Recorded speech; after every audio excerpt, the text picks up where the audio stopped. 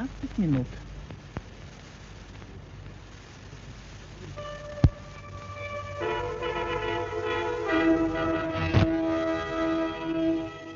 В эфире радиожурнал «Юность Севера». Здравствуй, товарищи.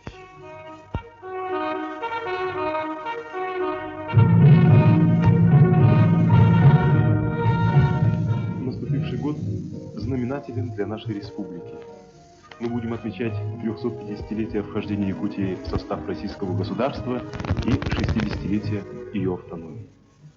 В честь этих событий молодежная редакция радио и областной комитет ВЛКСМ проводят радиовикторину под названием «Познай свой край родной». Викторина пройдет в 4 этапа, по одному в феврале, марте, апреле и мае месяцах. А победитель ее будет определен в июне. Ему будет вручен главный приз – льготная путевка в международный молодежный лагерь «Спутник» в городе Сочи. Призеров ожидают дипломы и сувениры. Более подробно с положением о радиовикторине можно ознакомиться в еженедельнике якутского телевидения «Радио», а также в газетах «ХДР Коммунист» и «Молодежь Якутии».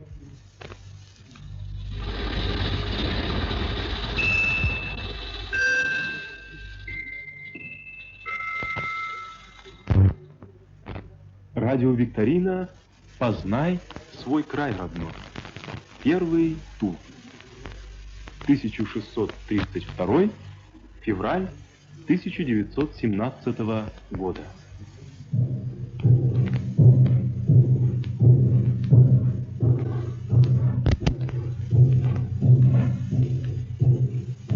Того же году, сентября, в 25-й день, по государеву великого князя Михаила Федоровича всея Руси указу поставил я Петр со служивыми людьми на Лени-реке Острог для государева величества в дальней Украине, для государева достаточного сбору и для приезда якутских людей.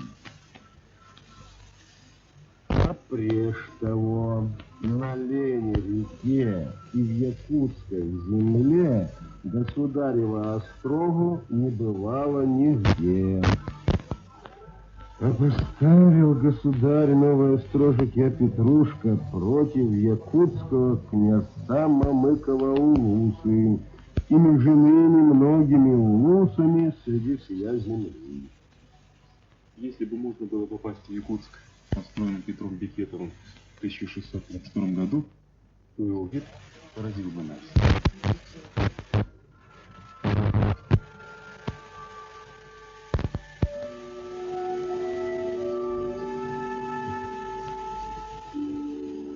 Остров был небольшой.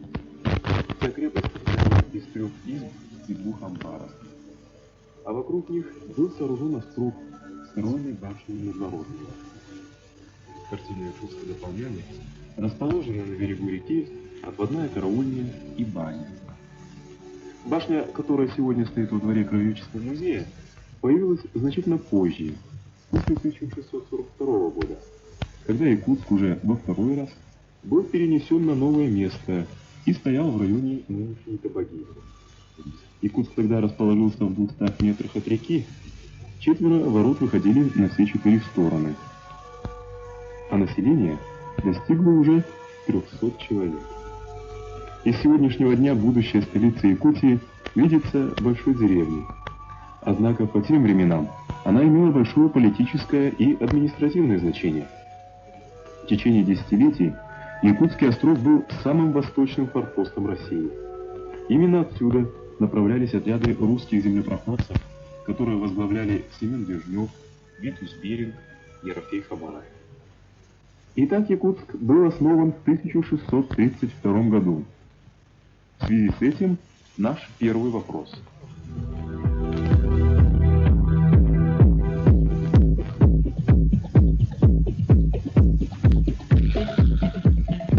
Вопрос первый. Годом вхождения Якутии в состав российского государства считается 1632. А когда и где именно на территории Якутии впервые появились русские землепроходцы?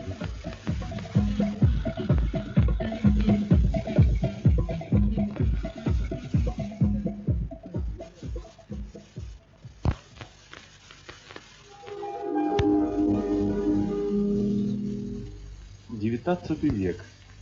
Одной из замечательных страниц в истории Якутии стало пребывание здесь декабристов.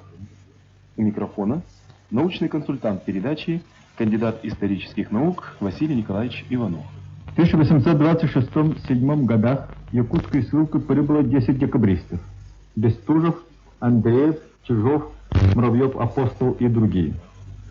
Местная администрация расселила их по всем округам Якутии. Бестужева-Марлинского, Краснокутского и Чернышова она оставила в Якутске. Андреев и Чижов были отправлены в Алекму, Муравьев, Апостол, Вилюйск, Винияпин, Верхневилюйский улус, Бобришев, Пушкин, Среднеколымск, Назимов, Верхнеколымск, Заикин, Выжигинский край. В ссылке декабристы жили недолго. 8 из них выбыли из пределов Якутии уже через 2 года, остальные двое покинули ссылку в 1831 и 1833 годах. В 1855 году Якутию составил декабрист-крестьянин Тонцов и Годовский, отбывавший ссылку в Нюрбе. Декабристы, несмотря на кратковременное свое пребывание в Якутии, оставили неизгладимые следы в ее истории. Бестужев, Марлинский и Чижов изучали природу, жителей края и якутский фольклор. Бестужев Марлинский написал балладу «Сааквиш», очерки эссе, письмо к доктору Эрмену, отрывки из рассказов о Сибири. Чижов — стихотворение «Нуча» и «Воздушные девы». Эти произведения впервые в истории русской мировой литературы ознакомили читателей с суровой, по-своему богатой и красивой природой северо-восточной части русского государства, с культурой, бытом и нравами ее народов. Декабристы внесли большой вклад в изучение этнографии и истории народов Ленского края. Сильные декабристы сыграли свою роль в развитии земледельческой культуры в Якутии. Муравьев Апостол, одним из первых в Вилюйске, обратился к хлебопашеству и крестьянам. Он развел огород, вырастил картофель, посеял прос. Став близко к крестьянству, познав его трудолюбие, сметливость, он понял, что крестьянину наравне с хлебом нужна грамота, и стал учить крестьянских детей. Так как местные жители не имели часов, он вывешивал над своей юртой флаг в знак того, что учитель ждет своих учеников. В Алекумске Андреев и Чижов среди немногочисленных интеллигентов организовали кружок. Под их влиянием местные жители начали выписывать российские журналы и газеты. Познакомившись с алекумскими крестьянами, Андреев решил облегчить их труд. С этой целью он при участии Чижова построил мукомольную мельницу. Известно, что декабристы были горячими сторонниками внедрения русской земледельческой культуры в Сибирь. Они пытались подвести под земледелие научную базу. В Якутии Андреев, Муравьев, Апостол и другие декабристы пропагандировали идею о важном значении земледелия для населения, об улучшении его техники. Влияние декабристов было значительным, особенно на земледельцев Якутско-Иркутского тракта, по которому они проезжали. Среди ленских крестьян потом сложились легенды и предания о декабристах, как о благородных генералах, боровшихся против царя за свободу народа. И у меня к вам, молодые радиослушатели, такой вопрос. А что вы конкретно знаете о жизни и деятельности декабристов, которые отбывали ссылку в вашем районе и в Якутии в целом?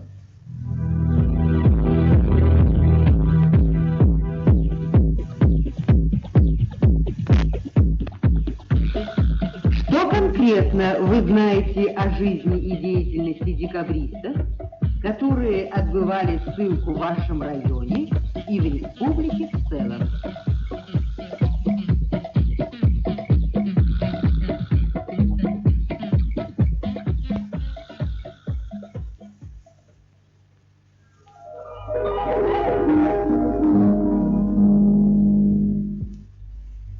И снится Вере Павловне сон, будто идут они на балкон, выступающий из верхнего этажа галереи.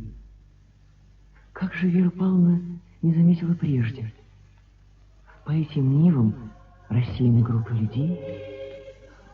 Группы, работающие на нивах, почти все поют. Но какой работой они заняты? Ах, это они убирают хлеб. Как быстро идет у них работа.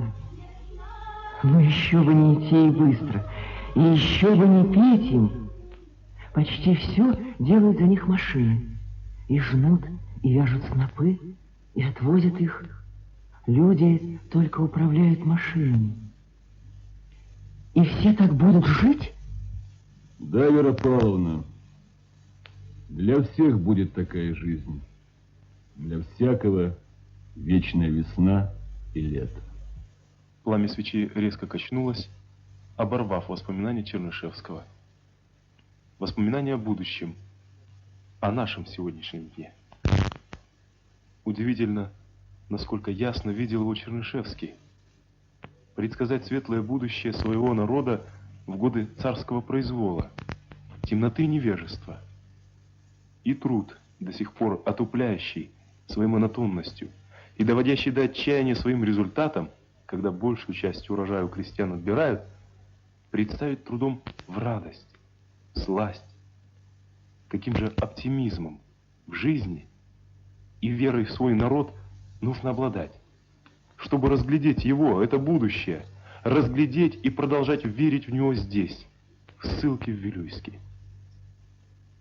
Пламя свечи резко качнулось от открывшейся двери. В комнату вошел жандарм. Чернышевский знал, что стражники имели приказ под любым благовидным предлогом входить к государственному преступнику и смотреть, чем тот занимается. Вот и сейчас жандарм скользнул взглядом по комнате, словно удостоверяясь, что все на месте, и вышел. Чернышевский усмехнулся этому маневру. Вспомнилось посещение другого представителя власти, губернского прокурора Меликова. А ведь господин Меликов был совершенно обескуражен высотой моего стола. Подобно же местных умельцев этакую махину соорудить. Господин губернский прокурор еще с сундука моего не разглядел, этакой комнатки темницы. И платяной шкаф тебе, и посуда там же, он же и комод. Чернышевского в камере поражало все. И высота стола, и гигантский сундук, и кровать, и самовар, когда-то желтой меди, а теперь позеленевший, и от старости покосившийся сразу как-то на все стороны. Все было непривычно, и камера, и острог, и сам Вилюйск, не то в насмешку, не то в неуемном пристрастии к большому, названный городом. Когда Чернышевский прибыл сюда, здесь проживал 291 человек. В городе было 4 улицы, и одна из них даже называлась Загородной. В одном из 4 казенных домов расположился вилюйский исправник. Он только что получил донесение из Сунтарской управы. Под письмо водителя Сунтарской и народнической управы. Мещеринов прибыл в Сунтарскую народную управу из Алёкинска, в лошадях наемных, не имея при себе ни багажа, никакого человека. И из его слов можно заключить, что он был в Алёкинске, и его никто там не знал. Боже мой, сюда едет подозрительное лицо. Господин исправник, прибыл поручик Мещеринов. Он требует выдачи Чернышевского. Проси господина поручика. Так, прибыл все-таки.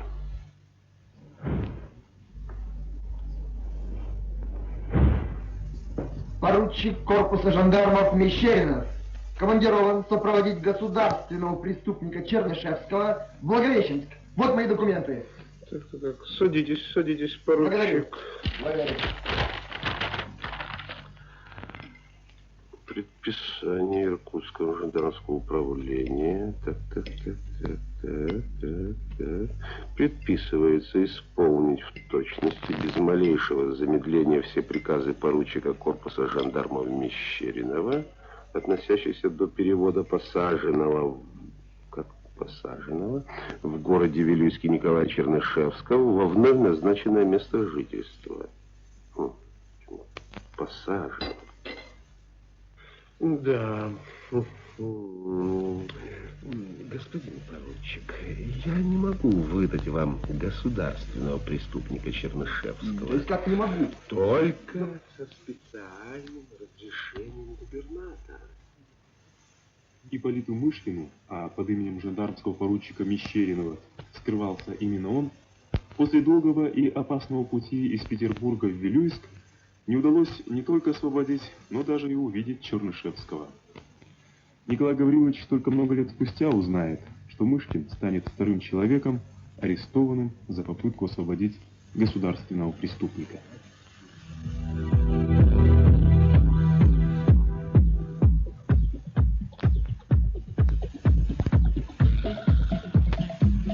Третий вопрос первого тура радиовикторины. Что вам известно об Ипполите Мышкине? Как сложилась его судьба в дальнейшем? —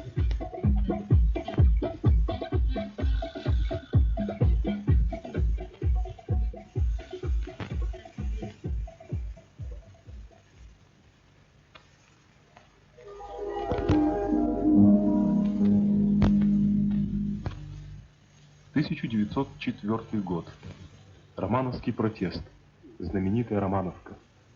На вооруженное выступление ссыльных отозвались забастовками рабочие Минска, Могилева, Винска, Кременчуга, Твери, Ростова-на-Дону, Иркутска и многих других городов России. В Женеве, Берне, Лозанне, Лондоне прошли собрания из прокламаций в поддержку романовцев. Клич романовского протеста пронесется волной по всей Сибири и России. Время общего кровавого боя с самодержавием уже недалеко. Час развязки с существующим строем бьет. Пора уличных, баррикадных и всенародных восстаний близка.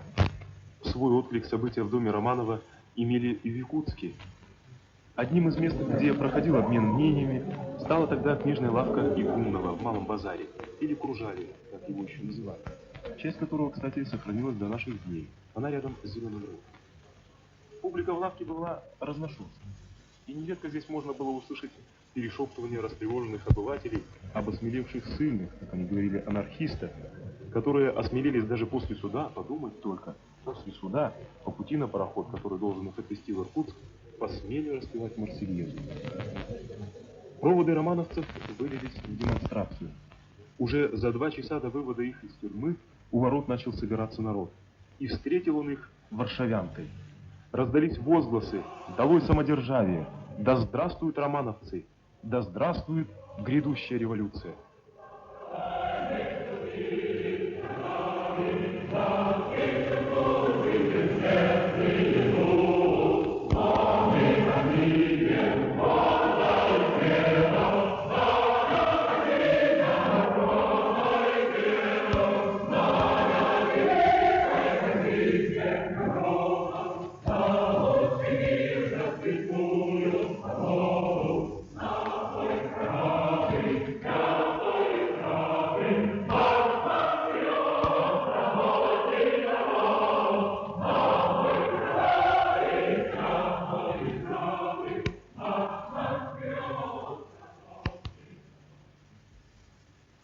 Но не все приняли выступление романовцев.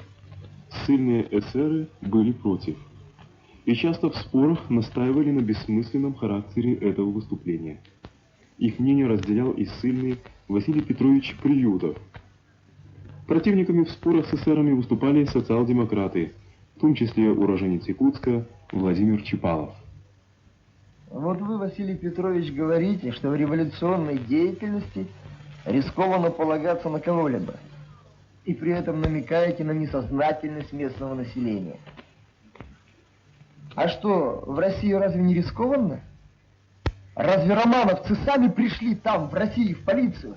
Разве не проваливали их провокаторы и мелкие людишки? Спокойнее, Володя. Да они не сдавались на милость царского правосудия. Их проваливали, потому они и здесь. Но у них там была цель. Ради ее достижения не рисковали свободой. А где?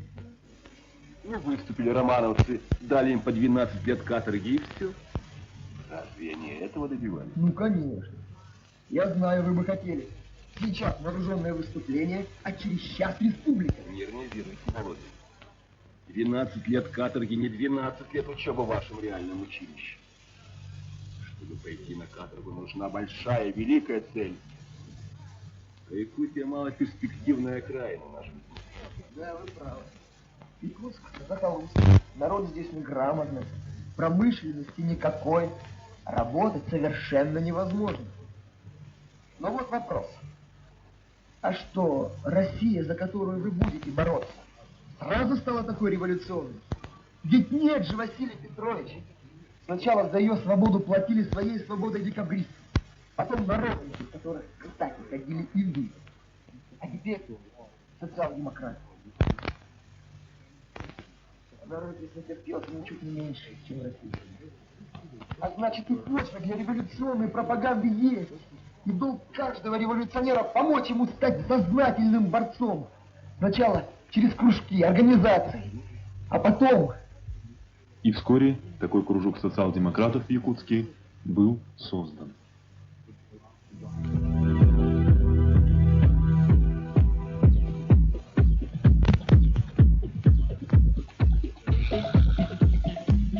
Четвертый. Последний вопрос первого тура радиовикторины «Познай свой край родной».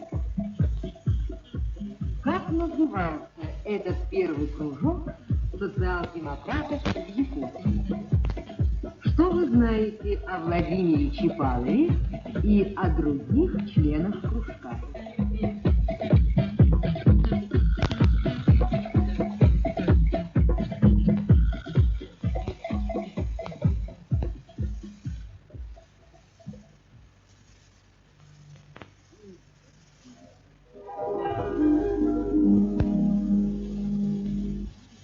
Февраль 1917-го. Революция в Петрограде взбудоражила население Якутска. Идут многочисленные митинги, на которых выступают и ссыльные большевики Петровский, Орджоникидзе, Илья Михайлович Ярославский. Выступая на митингах и собраниях, Илья Михайлович своими пламенными речами зажигал сердца трудящихся масс и пользовался всеобщей любовью трудящихся. Вспоминает Анисий Николаевич Девятин. Мне посчастливилось быть членом революционного молодежного кружка «Юный социал-демократ», организованного Емельяном Михайловичем Ярославским. Являясь пламенным борцом за дело революции, он пользовался большим авторитетом не только среди своих товарищей полицейных, но и среди всех трудящихся. Живя в Якутии, он являлся одним из первых организаторов революции и установления экономической власти в Якутии. Емельян Михайлович Ярославский по существу был руководителем организации большевиков в Якутске. Он объединил политические силы социал-демократов в одну организацию. Мы, члены кружка, многому научились у сильных большевиков на их личных примерах, обращении друг с другом, чуткому отношению к товарищам, товарищеской взаимопомощи. Мы, молодежь, всегда присутствовали на митингах, собраниях, с большим вниманием слушали и впитывали в себя его выступления. Многим обязаны трудящиеся Якутии, особенно молодежь, сильным большевикам и их руководителю Емельяну Михайловичу Ярославскому, о котором у меня на всю жизнь остались самые теплые воспоминания. Анисий Николаевич Девятин, ученик Емельяна Ярославского, позднее стал участником становления советской власти в Якутии. А о том, как это происходило, следующий тур радиовикторины, который состоится через месяц. А сейчас повторяем вопросы первого тура радиовикторины «Познай свой край родной». Вопрос первый.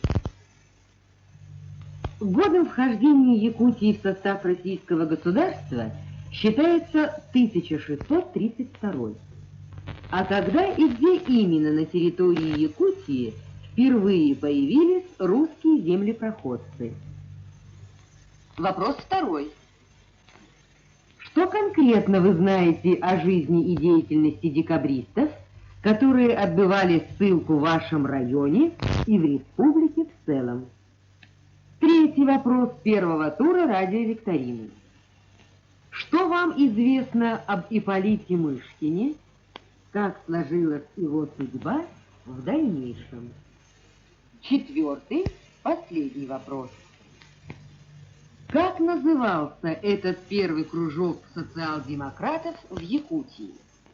Что вы знаете о Владимире Чипалове и о других членах кружка?